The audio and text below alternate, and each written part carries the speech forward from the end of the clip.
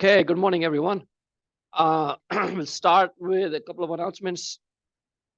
Monday, every single Monday, we'll have a quiz. So this coming Monday, we'll also have a quiz. I will post an announcement by the end of the day today. The material tested on that quiz will be the material that we do in the prior week, which for this week, it will be the material I'm covering on Wednesday and today. And then the homework assignments 1 through 5. Okay, so it's always going to be the case. Every single Monday, we'll have a quiz.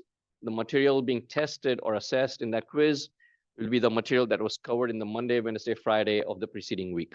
So that way you have homework assignments to prepare for, and then you have the weekend to study for that quiz. Okay, that's the logic behind keeping it on a Monday. And it's always at the beginning of class. I used to have it, well, one quarter I tried to do it at the end of class, but students didn't like that. And so then I switched back to doing it at the beginning of class. So that way we do the first 10 minutes, 15 minutes, 20 minutes, depending on that week. We do the quiz, you submit it, and then we do the lecture. Okay. Second thing is there was a problem in homework 2. The KVL homework lists about 4 points in a circuit, A, B, C, D. So I will go over that homework problem today after I cover that material. And then if you lost any points while doing that homework problem, then you send me an email and I will adjust the credit, okay, so that you can redo it.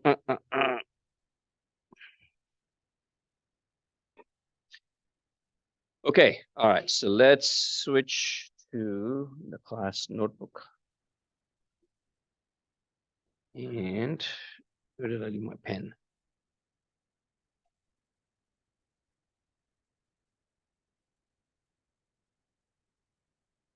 Okay, so we're going to start. Let's see. Let's start here. Okay, typical electric circuit. I'm assuming everybody's familiar with the circuit diagrams or illustrations of circuits from physics classes, right? So the components that we study in this class are resistors, capacitors, and inductors. Okay. The resistance, inductance, and capacitance is the quantity that is associated with this physical component, right? And we'll learn about each one of these in an individual chapter, okay? So resistance is R, inductance is noted with L, capacitance is noted with C. We'll study in chapter 3, inductances and capacitances, and also chapter 4. In chapters 1 and 2, we deal with resistive circuit analysis. Speaking of which, what is circuit analysis? Well, circuit analysis is the theoretical analysis we perform to determine the values of unknown quantities that are present in the circuit. In this case, the unknown quantities are voltages and currents. Okay, voltages and currents. So anytime you connect a source to a circuit, that source will deliver power, will deliver energy to these components. The components which will cause, when the energy is transferred, it will cause unknown voltages and currents to appear in different parts of the circuit. So our job as engineers is to determine the values of these unknown components. We break up the circuit in 2 parts.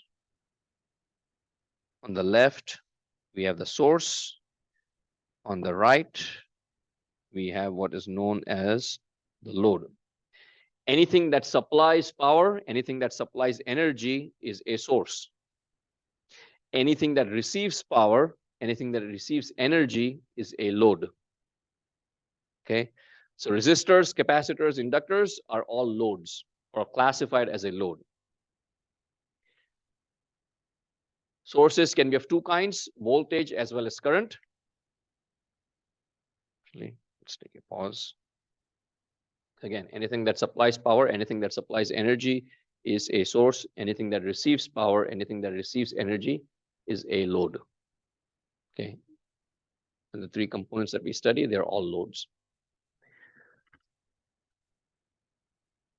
Sources are of 2 kinds, voltage and current, and also can be classified based on their dependency. Okay, So let's look at these two figures, circular figures at the top.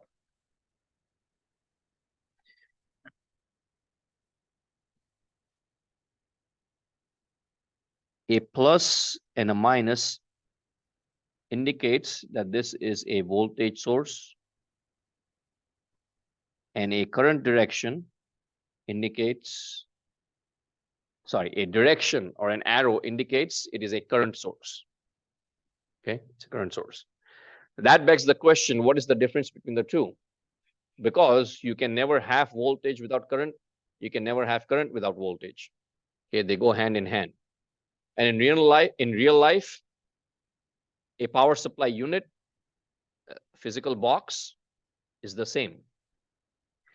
If we run that power supply in a constant voltage mode, it is known as a voltage source. So a voltage source will supply constant value of the voltage. It will vary the current depending on the load requirements.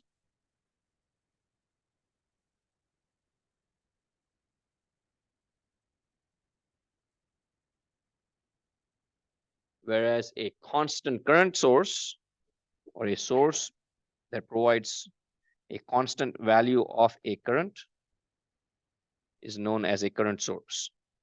It will change the voltage according to the requirements of the load. That's the only difference. Okay. In real life, again, if you're as an example, if you're taking the lab, if you have used a power supply unit, that power supply unit will have a small indicator which says CV or CC. That CV stands for constant voltage, meaning it's running as a voltage source. If you run it in CC mode, meaning you're asking it to provide a constant value of the current, then it's functioning as a current source. Okay, both go hand in hand. Make sense? Okay. Then there is an other classification which is based on dependency. If it's housed inside a circle, we say it is an independent source. Independent source. Independent means, as the word suggests, it does not depend on any external factor to supply its rated voltage or current. Okay, it does not depend on any external factor. You plug it in, you set the voltage, let's say 10 volts, it supplies 10 volts. It does not depend on anything else to supply its rated voltage or current, as the case may be.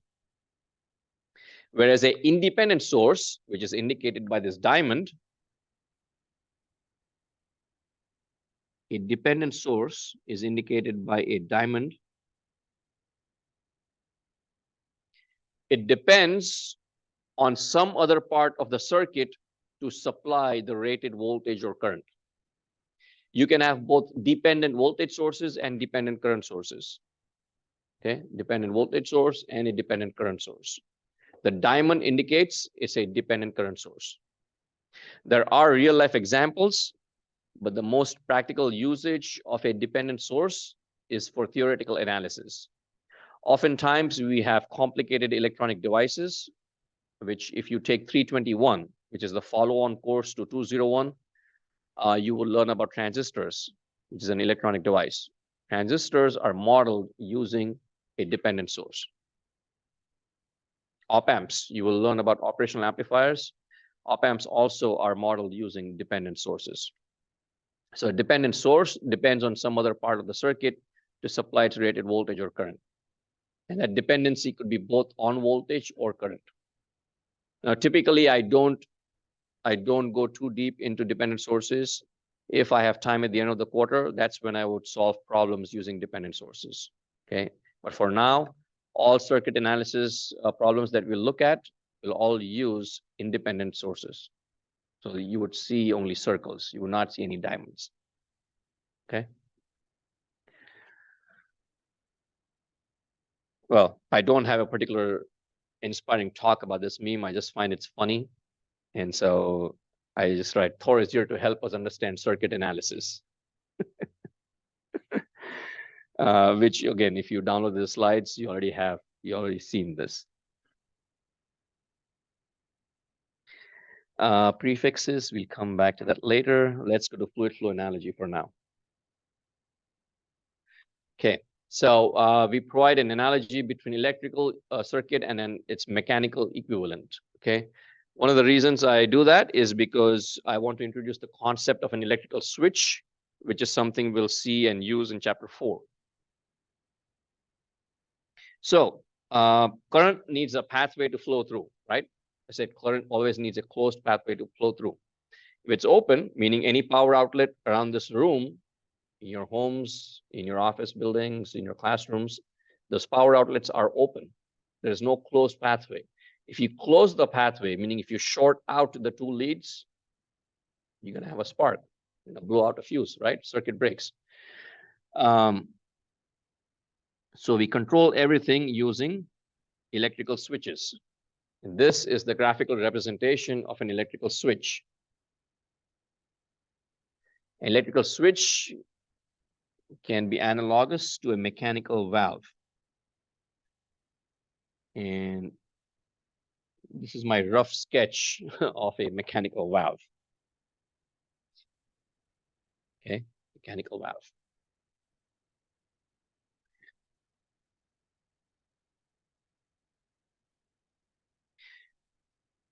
An electrical conductor can be analogous to a mechanical pipe. Electrical current can be analogous to the fluid that is flowing through that pipe. Okay. A switch can be used to either close or open the pathway. Mechanical valve, sorry, an electrical switch, when open, would block the flow of current. So no current flow. Whereas the same term is flipped for a mechanical valve. A mechanical valve, when closed, will block the flow of fluid. It's the same words, but the terms actually flipped. Take a 10-second pause, you think over that, and let me know if you have any questions. Excuse me.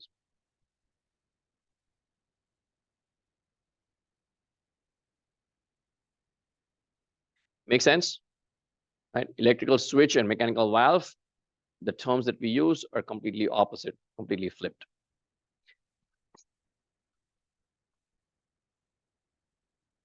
Then when the switch is closed, it provides a pathway for the current to flow through. So a closed switch actually permits the flow of current.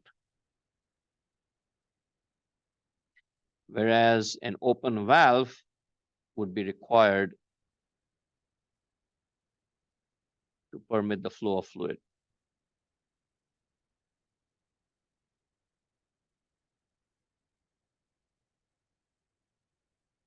Okay, so mechanical switch can be made analogous to an electrical switch can be analogous to a mechanical valve, but the terms that used to describe the operation are completely flipped. An open switch would not permit the flow of current, whereas an open valve would allow or permit the flow of fluid. A closed switch is required for current to flow through, whereas a closed valve will block the flow of fluid. It's completely opposite. Make sense? Right? And again, we will look at the usage of electrical switches in chapter 4. Okay, but this is a concept to introduce in chapter 1. Okay, so when we begin circuit analysis, we have no idea of what the circuit is doing, right? We have some components in there, we have some sources in there. We may or may not know what the components are. We may or may not know the values of those components. So it just depends. So we make certain assumptions about the voltages and the currents that appear in that circuit. Okay, we make certain assumptions. We have absolutely no idea what voltages are appearing. We have absolutely no idea what currents are appearing.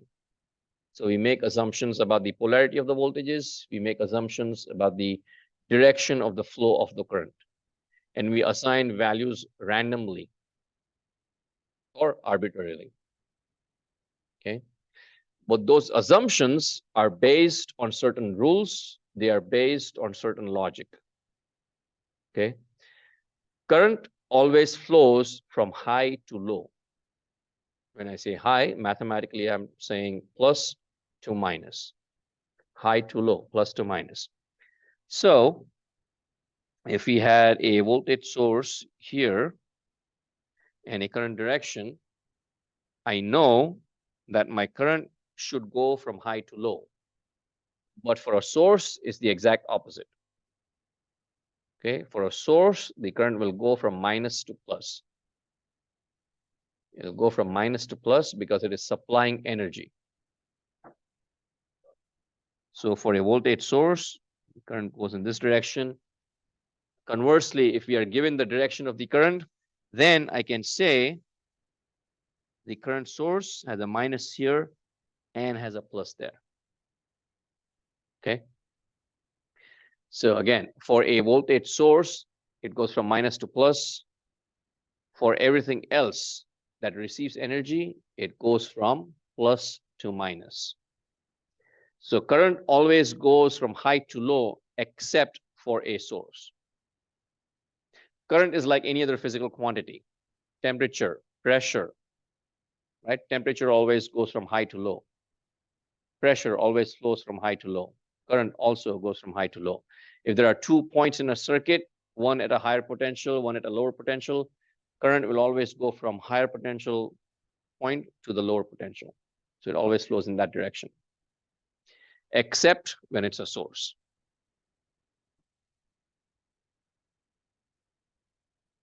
So we are faced with these two circuits. We don't have any information about the components. We don't know the values. We don't know the values of the currents. If you look at the illustration at the top, we are given 3 current directions, right?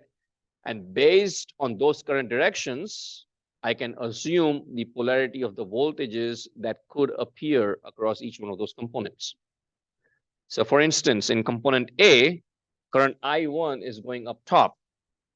So the point of entry would be plus, point of exit would be minus. At this point, I don't know whether it's a source. I don't know whether it's a load, right? I'm making an assumption. At the end of my analysis, it may turn out that my final answer is negative. But does that mean that my answer is incorrect? No. If the magnitude is correct and your sign is flipped, but your direction, chosen direction matches up with the sign, you will receive full credit. Okay, because it does not mean that your answer is incorrect. It simply means your assumption was the opposite of what it should be. But it doesn't mean it's incorrect. It's still correct. So for I2, it'll be plus minus, plus at the top, minus at the bottom. Yes.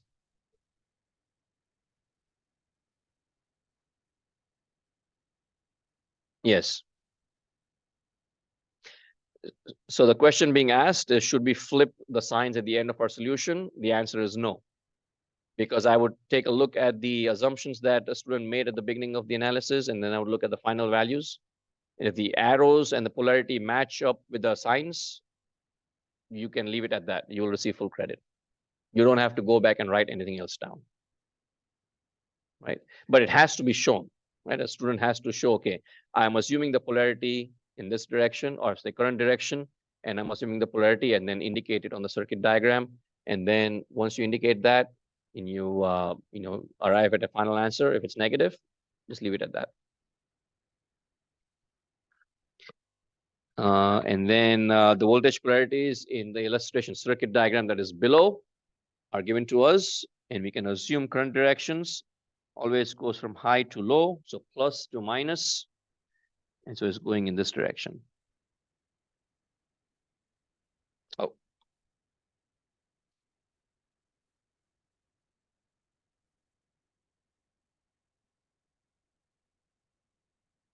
plus to minus.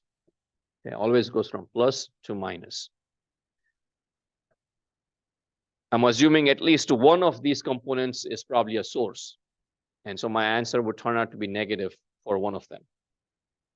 But again, this is not we are not performing any analysis. This is an example just used to show how you can begin setting up your problem. Okay, you begin setting up your problem by making certain assumptions, and those assumptions are based on certain rules. They are based on certain logic.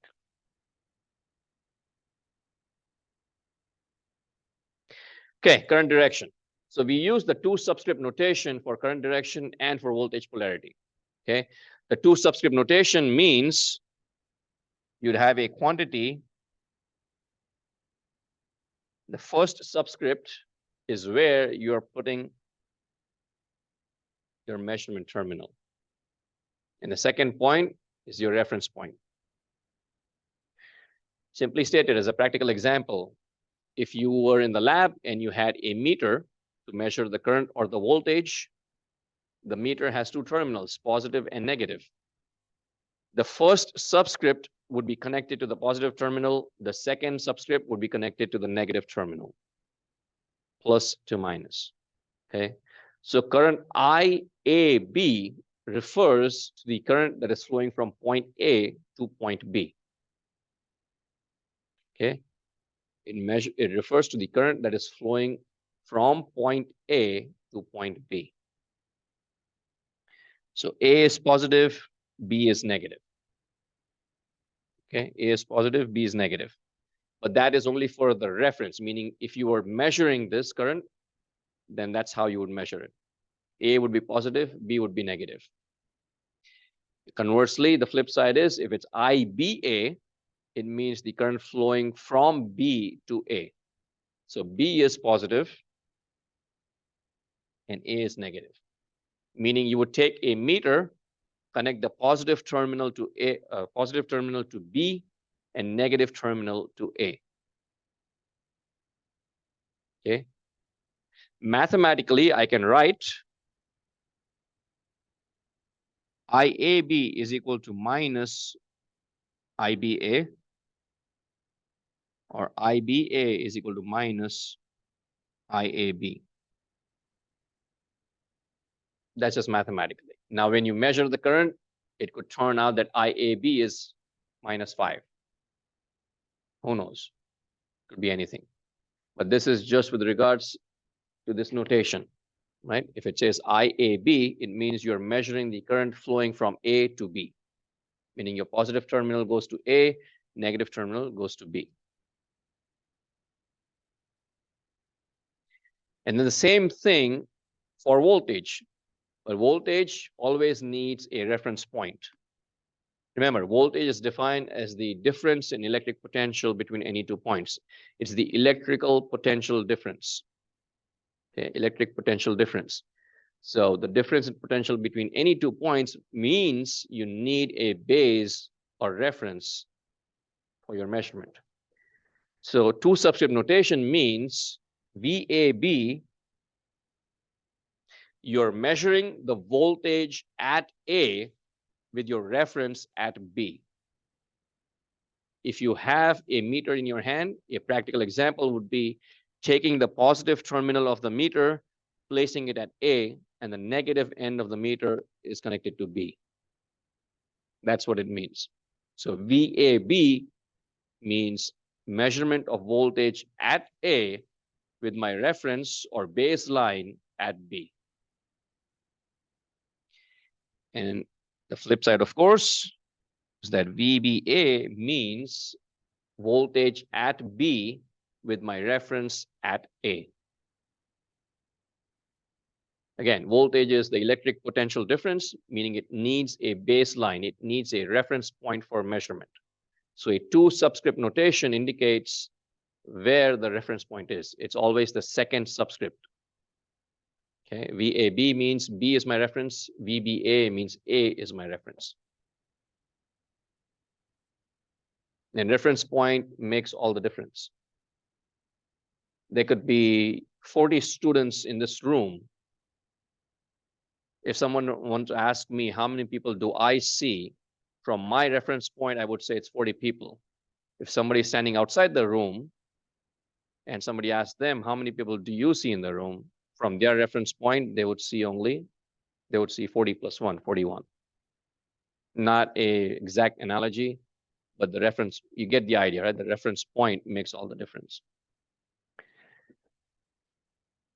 One other indication of voltage is noted here, where you have a single arrowhead.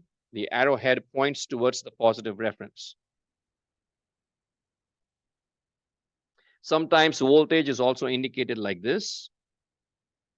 You simply have a plus and a minus sign on either side of that voltage, or you could always also have like two arrows pointing towards either end. More often than not, is simply just V with a plus and a minus sign on either side of that notation. If you have taken the lab manual sometimes uses that notation. So it kind of varies. Okay, it varies. Now, the homework problem. Your homework problem said there were 4 points, A, B, C, D. Right? A, B, C, D. Now, I would draw a two-dimensional representation. And this diagram is not to scale, right? I'm simply going to take the voltage values given to me and I'm going to plot the 4 points. It's a two-dimensional representation and the bottom is 0 volts. I think the homework problem had, let's see, VAB was stated as approximately 5 volts, right? VAB is 5 volts. So what is the relationship between A and B? The 2 points. B is the reference point, and then where is A?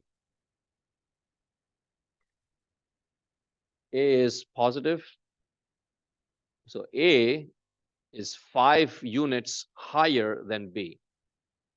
So I would place B somewhere here. And A would be at 5 volts higher than B. 5 volts. Then the next was VCB. Can't remember what it was, but let's use 10. So what does VCB equal to 10 mean for the relationship between C and B? Anyone?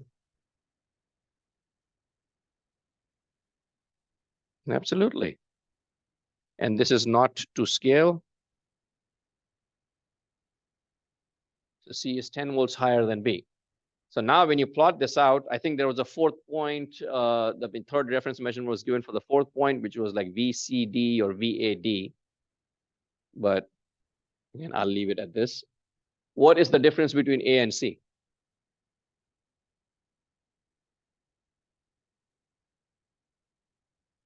Why aren't you more confident? I mean, do I need to send you all back to elementary school? AB is 5 volts. CB is 10 volts. AC is 5 volts. What is VCA?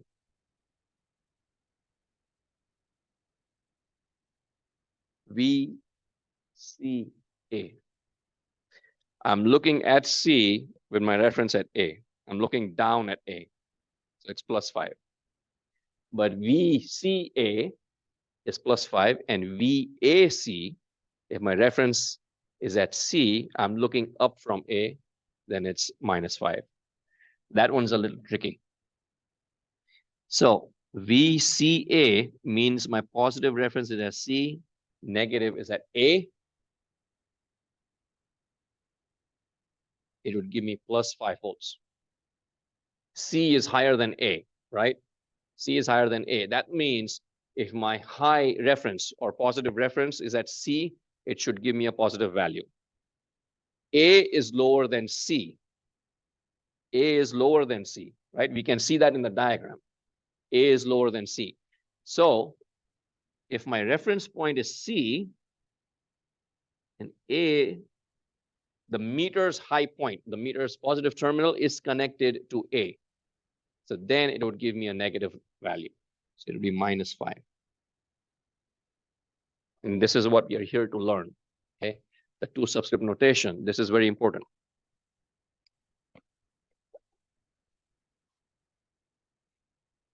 If you lost any points on this specific problem, you send an email to me, you redo the work, and I will adjust your credit. Okay. Now, but let's take a pause, think over this, and let me know if you have any questions.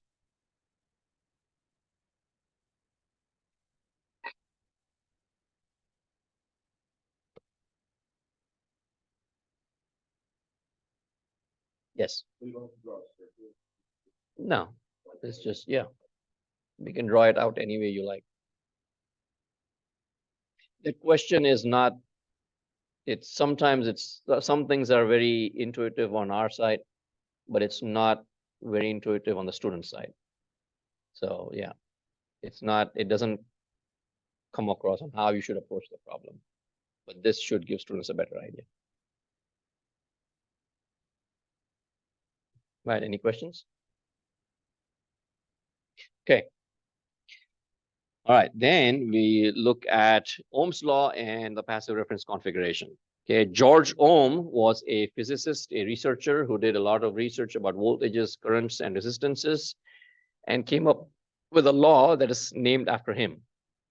Now, typically when you have a research topic, there are several people who are working on the research topic independently of each other all across the world.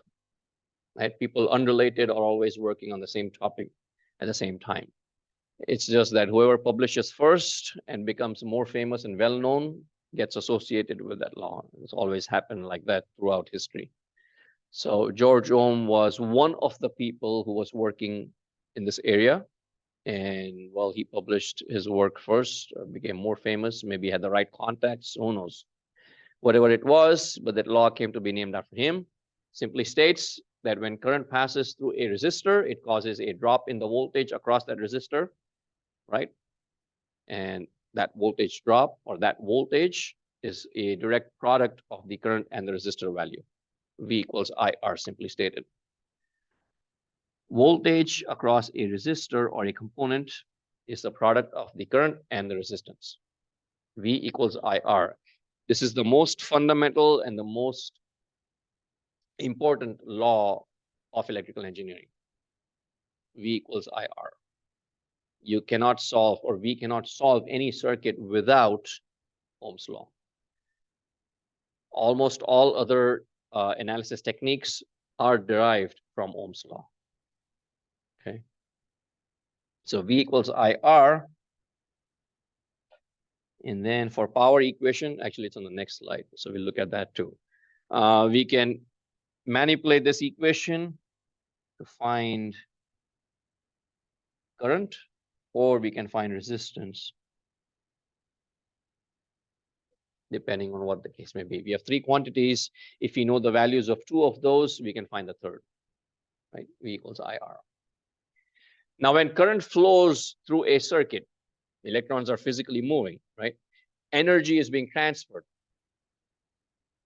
But a resistance, as the name suggests, resists the flow of these electrons. So if energy is being transferred, what is happening to that energy? We're going a little bit into the physics, but not too much. Energy, again, law of conservation of energy. What happens to that energy? Anyone ever cook? Electric coil, what happens? It's hot. It has resistance. Electric current passes through that coil. That coil is opposing the flow of current. It gets hot. That's a real life example of where we actually use Ohm's law. Electric heaters, electric ovens, everything that, basically uses that principle, right? Energy is transferred. It opposes the flow of electrons, gets heated up. That energy is dissipated in the form of heat. Okay, energy is dissipated in the form of heat. And that's why it says, I sure do get hot doing my job. All right. Current is, of course, defined as the rate of flow of charge. So when current flows through a circuit, voltage appears across that element, right? And the rate of transfer of that energy is given by the equation P equals VI. Power, electrical power, is the product of the voltage and the current. And this is for any component, whether the component is a source, whether the component is a resistor, capacitor, inductor. Electrical power is always the product of the voltage and the current. Okay, P equals VI. Now, you heard me say last class, if you recall, power is never negative. Voltage is never negative. Current is never negative, right? It is only for us humans to be able to balance out our equations that we put a plus and a minus sign. So in that same manner, we put a plus and a minus sign for power also. If a source supplies energy, it supplies power. So we mathematical representation for the power, we put a minus sign in front of that source. In real life, you plug your adapter or charger into the wall outlet, you would say it's a 100-watt charger or a 20-watt charger. You would never say it's minus 20 watts. Make sense? But mathematically, if you were to calculate the power being supplied by the charger, you would say it's minus 20. In real life, you would never say minus 20. So the way that we deduce whether it's being supplied or received is by looking at the reference directions. Here, the voltage polarity is given to us. Voltage polarity is given to us, plus at the top, minus at the bottom. And we are shown that the current is entering the negative terminal. It enters the negative terminal and it exits the positive terminal. So when when current enters the negative terminal of a component, the power is negative. Power is being supplied, energy is being supplied. That component is more likely than not a source. So power is negative. Again, mathematically speaking, power is negative. If current enters the positive terminal of the voltage, then the power is positive.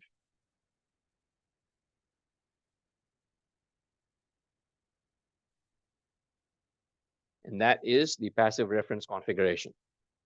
Okay. Energy is received or absorbed, energy is being supplied. If current enters the positive terminal, power is positive.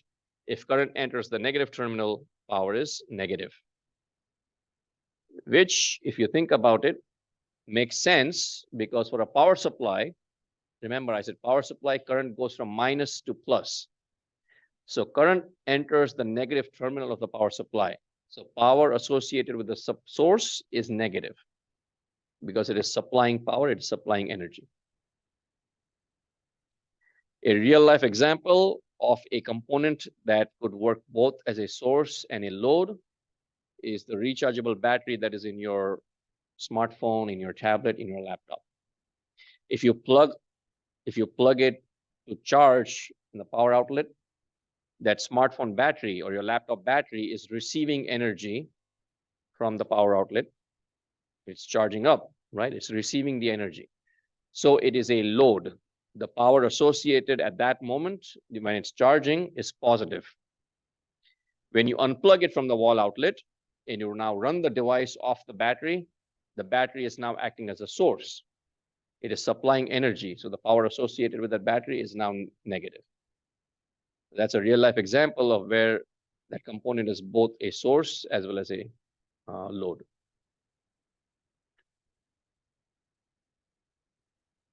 Passive reference configuration allows us to actually determine whether the power associated with a component is positive or negative.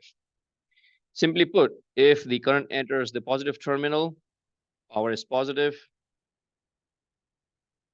If you extend the arrow here, we can see power is still positive. If you extend the arrow here, power is entering the negative terminal. Here also it's negative and positive.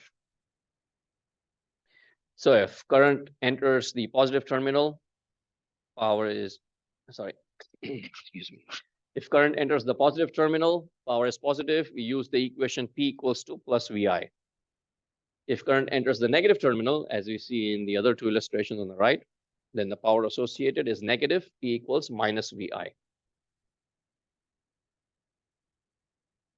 Okay. If power is positive, energy is being received, energy is being absorbed. If power is negative, energy is being supplied. Make sense? Right. So let's look at examples to reinforce that concept. We have three examples, A, B, and C. If we extend the current arrows and we mark the polarities next to the element, for A, we can see that the current is entering the positive terminal. So power is positive. We use the equation P equals VI.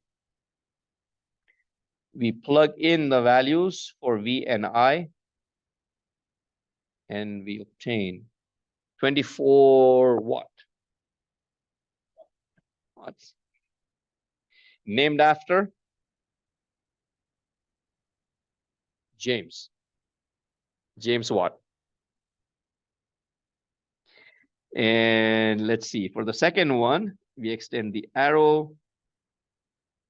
Power is entering, current is entering negative terminal. So power is negative. So we use the negative equation, P equals minus VI. Then we plug in the values that are given to us. We do not change anything. We do not flip the arrow of the current. We do not do anything. Okay, we keep everything exactly the same as it is. And so we have, minus, well, the result is minus 12 watts. How about C? I particularly like example C. The current is entering which terminal?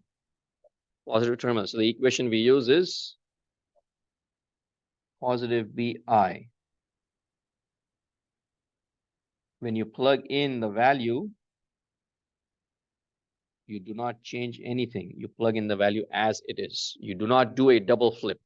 Otherwise, you'd get an answer incorrect. And you get minus 36 watts. Now, take a look at the final values.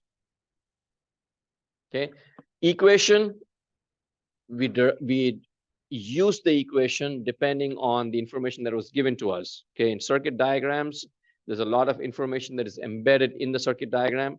So you as an engineer are supposed to look at the problem statement, supposed to look at the circuit diagram and extract as much information as you can.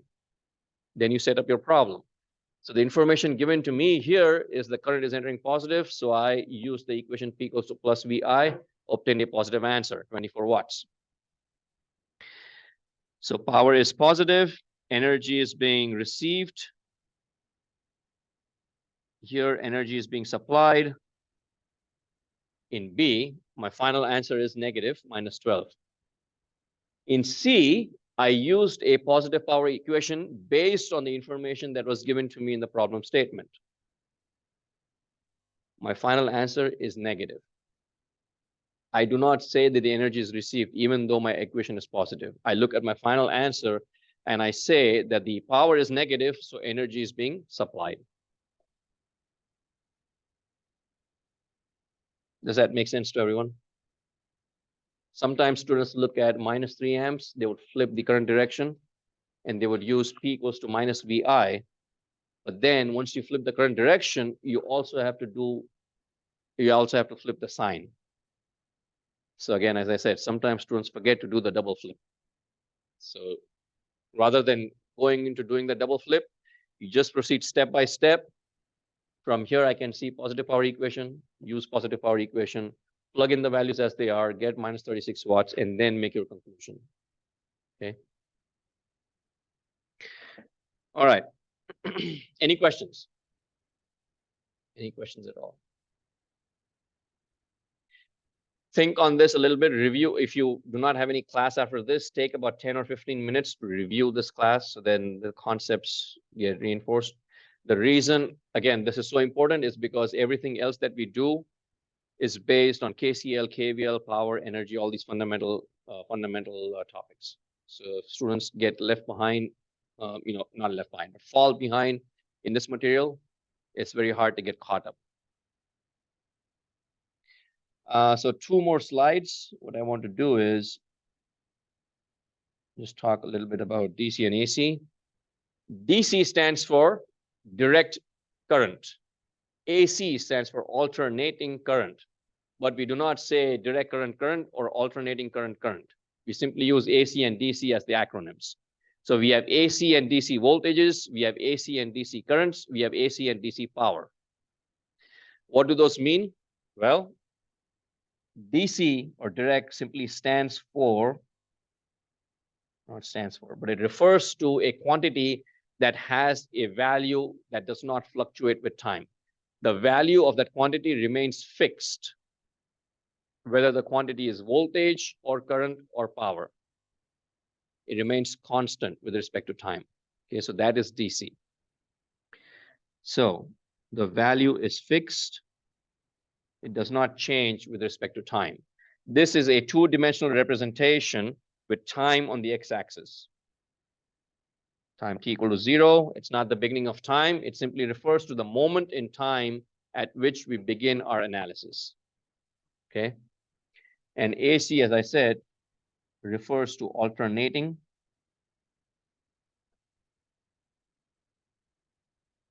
It's not truly alternating at all times. It could be any quantity.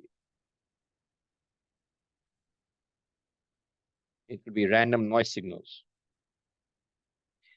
The sound of our voices, everything that I'm talking right now, is converted to electrical energy using this microphone.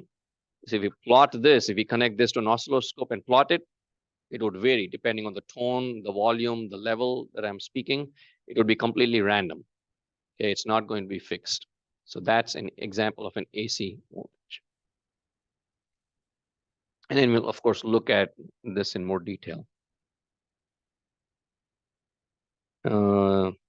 Unit prefixes. I expect each and every student to memorize this entire table. It's going to appear on the final exam. Not really. Even I don't have this memorized. Most of us are familiar with the center of the table, like mega, giga, kilo, tera, micro, milli, nano. We use this in engineering, not just electrical engineering. We use in all engineering fields, all scientific fields for that matter, because we deal with values that are sometimes extremely small or extremely large. So we use unit prefixes in front of our units to express those values. As an example, 1 millimeter, we all know mathematically what it means, but a real life example, 1 millimeter, everybody's seen 1 millimeter, right? So on your rulers, on scales, you use those. If you take 1 millimeter and you divide it into 1,000 parts, you get 1 micrometer. 1 micrometer or 1 micron. That's where the word microchips comes from, because the original chips that were made when the dimensions of micrometers. Okay. If you take 1 micrometer and divide it into 1,000 parts, that is 1 nanometer. We can't even imagine how small that is. A human hair, by the way, which I don't have much left anyway, but a human hair has a width of about 50 to 70 microns. Okay, 50 to 70 microns. It's that thin. So capacitances, inductances typically are in the order of milli, micro, nano, pico, and even femto, very small. On the other side, you have kilo, mega, giga, and tera. As an example, if you look at the radio frequencies that we use, your wireless routers run at 2.4 gigahertz. Giga is 10⁹, very high frequencies. Right? Wireless band routers, cordless phones, 2.4 gigahertz. General knowledge question, not general knowledge, but I always like to point this out. How much is 1 million seconds? Random guess, quick guess. Days, weeks, months.